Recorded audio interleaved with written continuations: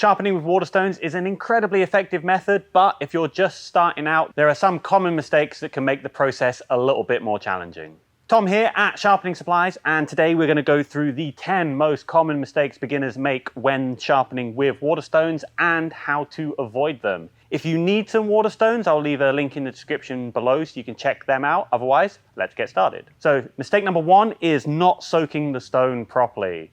So depending on the kind of stone that you've got, soaking times will vary, but a good rule of thumb is that you want to leave it soaking until the bubbles disappear. This can take about 10 to 15 minutes, then it's ready to use.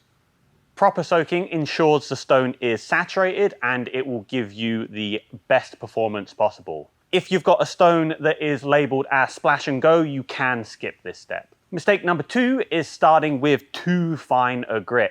Beginners are often worried about removing too much material from the tool that they're sharpening, but if you start with a grit that's too fine, it's just not going to be effective. It won't remove metal quick enough for you to have an efficient sharpening process. You want to start with a coarse grit and use that to create a new edge, then move on to finer grits to refine that edge for the sharpest possible tool. Mistake number three is not flattening your stone. Now, Waterstones, they wear down while you use them, and this can create a bit of an uneven surface to them. So you want to make sure that you're flattening so that you have the most efficient surface to sharpen on. Invest in a good lapping plate or flattening stone. In fact, we've got a video that tells you exactly how to pick the best one for your needs. So mistake number four is using too much pressure. It's a common misconception that pushing down with a lot of force will speed up the process, when in actual fact you want to just use medium pressure and that will help you maintain a consistent angle.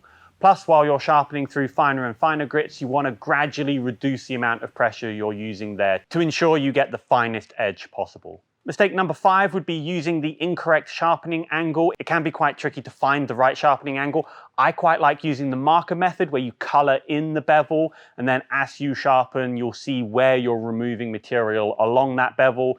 So long as you're removing it from the top to the bottom of the bevel, you're hitting all of it at the right time, and the marker makes it really easy to see that. Alternatively, you can use angle guides. So these will allow you to hold your knife or tool at a particular angle. If you're not sure what angle to sharpen at, we have a video here on knife sharpening angles. Now, mistake number six, that is digging into the stone surface.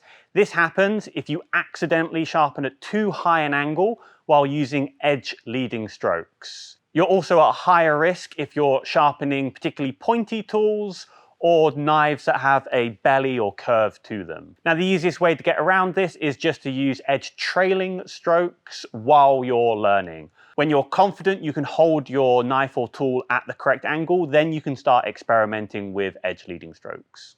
Mistake number seven would be using inconsistent strokes. So consistency is key for proper sharpening. So you want to keep your pressure and your angle and your movement nice and consistent. So for example, if you're sharpening a knife, you want to lock your wrist, maybe move from your shoulders or your core to make sure that you've got really smooth, consistent motions during your sharpening. Mistake number eight is skipping too many grits. Now, each grit serves a specific purpose in the sharpening process. If you jump from coarse to fine too quickly and missing out those in-between grits, then you're not going to end up with an edge that is as sharp as it could be. A really common grit progression is something like 220, 1000, 3000, 8000.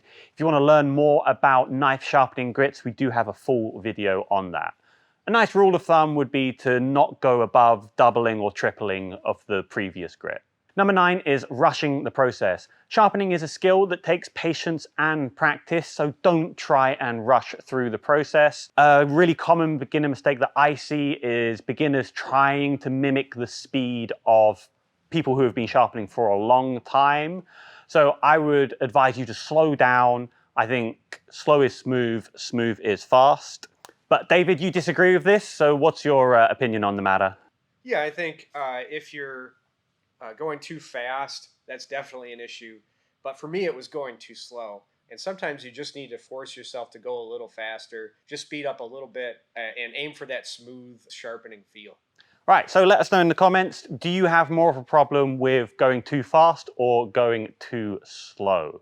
Interesting to find out which camp most people are in. And finally, mistake number 10 is not taking proper care of your Waterstones. You want to make sure that you are cleaning and storing them properly so you can get the most out of your sharpening stones. We've got this video here you can watch on how to properly take care of your Waterstones.